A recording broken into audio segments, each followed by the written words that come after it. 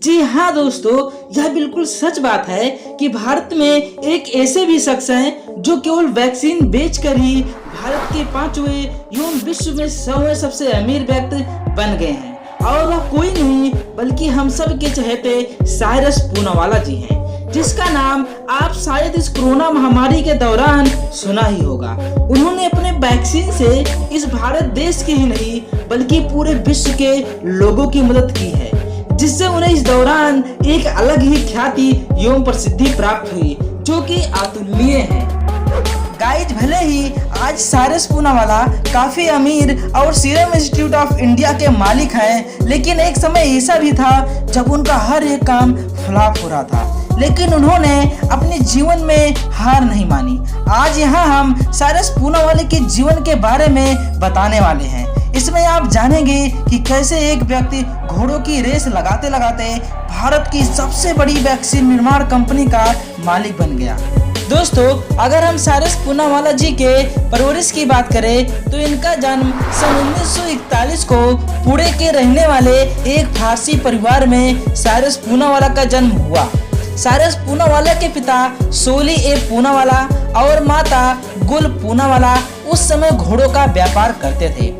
Cyrus के जन्म के बाद इनके पिता ने इन्हें किसी तरह की कोई कमी नहीं आने दी।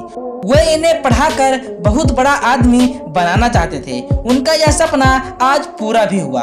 आज साइरस को पूरी दुनिया जानती है। साइरस पूनावाला काफी खुश मिजाज किस्म के व्यक्ति हैं। एक इंटरव्यू में उन्होंने कहा, मैं जब भी अपने फैमिली के साथ होता हूँ बहुत खुश होता हूँ। साइरस की पत्नी का नाम बिल्लो पूनावाला था। उनका 2010 में निधन हो गया। अपनी पत्नी के देहांत के बाद साइरस पूनावाला काफी टूट गए हैं, लेकिन उन्होंने लोगों की भलाई करना नहीं छोड़ा है। अपनी पत्नी के नाम पर उन्होंने एक फाउंडेशन बना रखा है जो गरीब देशों, गरीब लोगों एवं गरीबों को मुफ्त में टीकाकरण एवं रोग निवारक दवाएं प्रोवाइड करवाती है।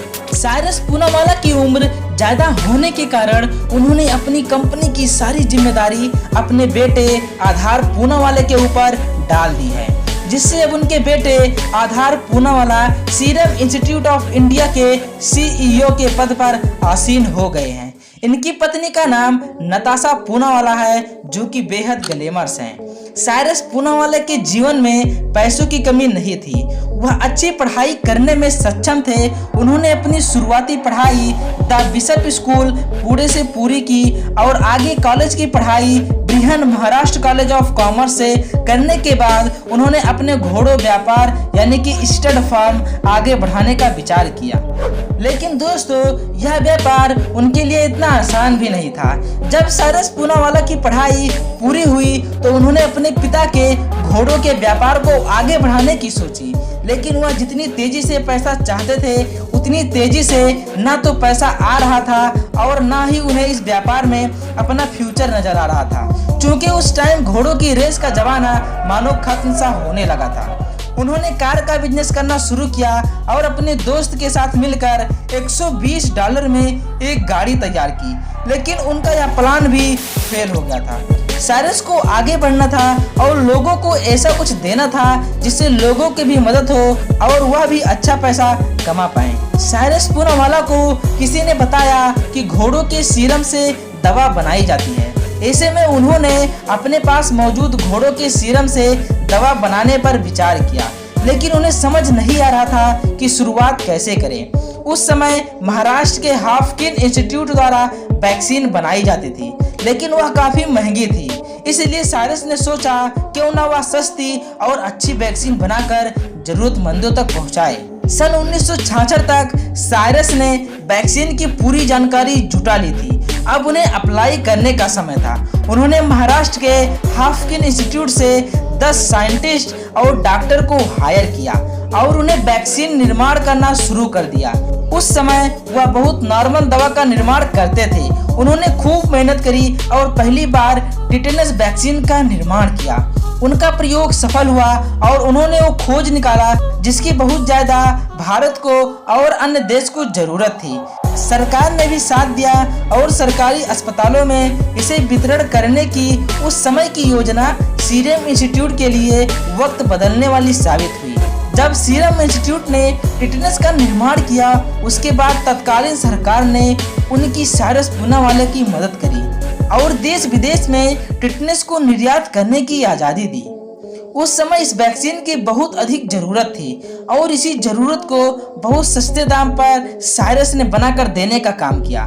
उसके बाद उन्होंने सांप के जहर को खत्म करने वाला टीका, डिप्थीरिया का टीका, टिटेनस, डीपीटी के टीके, बीसीजी के टीके, मीजल्स, मम्प और एमएमआर के टीके, रोटा वायरस के टीके इत्यादि का निर्माण किया। आज सीरम इंस्टीट्यूट ऑफ इंडिया बच्चों की दवा बनाने वाली कंपनियों में सबसे नंबर 1 पर आती है। सीरम इंस्टीट्यूट ऑफ इंडिया हर साल $295 मिलियन का लाभ हमेशा कमाती है और कोविड-19 के दौरान सबसे ज्यादा पैसा कमाने वाली company Serum Institute of India ही है। साइरस पूनावाला के द्वारा भारत में विभिन्न प्रकार के रोगों के लिए टीका उपलब्ध कराने के कारण ही उन्हें विभिन्न प्रकार के अवार्ड और अचीवमेंट भी मिलते रहते हैं। साइरस पूनावाला ने सस्ती वैक्सीन निर्माण करके देश और विदेश में अपना नाम बनाया है। अगर उनकी उपलब्धियों की बात करें तो 2005 में भारत का सर्वश्रेष्ठ अवार्ड पद्मश्री दिया गया। इसके अलावा लाइफ टाइम अचीवमेंट अवार्ड से भी सम्मानित किया गया है। विदेशों में इन्हें हमेशा वैक्सीन किंग के नाम से जाना जाता है। उन्हें यह नाम बिल गेट्स ने दिया था। उसके बाद से आज तक लोग उन्हें वैक्सीन किंग के नाम से ही पहचानते हैं। इतना ही नहीं, ये दुनिया के 100वें सबसे अमीर व्यक्ति भी हैं। आपको जानकर गर्व होगा कि कोविड-19 की वैक्सीन का निर्माण भी साइरस पूनावाला की सीरम इंस्टीट्यूट ऑफ इंडिया ने ही किया है। कोविशील्ड का निर्माण करके उन्होंने साबित कर दिया कि वह भारत को किसी भी रोग से बचाने में सक्षम है। आज उन्होंने भारत सरकार और विदेशों में कोविशील्ड प्राप्त करवाना भी शुरू कर दिया है। वाकई में साइरस पूनावाला एक महान व्यक्ति की श्रेणी में आते हैं, जिन्होंने देश की तरक्की के लिए इतना कुछ किया है, दुनिया को अनेक रोगों से लड़ने की शक्ति दी है। तो दोस्तों, हमने इस वीडियो में साइरस पूनावाला के जीवन के बारे में बताया है। उन्होंने कैसे सीरम इंस्टीट्यूट ऑफ इंडिया की स्थापना करी एवं कैसे उन्होंने आज हमें किसी भी रोग से लड़ने की शक्ति दी। कभी कभी हम यह सोचते भी हैं कि अगर आज आधार पूनावाला जी ना होते तो आज से कई साल पहले ही हम कोविड-19 जैसे रोगों से जकड़े होते। हमें इनका आभार व्यक्त करना चाहिए कि इन्होंने इतने सस्ते दाम पर हमें अनेक वैक्सीन प्रदान करवाई। और अगर आप सभी लोगों को यह वीडियो अच्छी लगी हो तो प्लीज़ इस वीडियो पर ढेर सारा प्यार जरूर दीजिए। चलिए अब हम मिलते हैं किसी नेक्स्ट वीडियो में कुछ नए इंटरेस्टिंग फैक्ट के साथ। तब तक के लिए जय हिंद।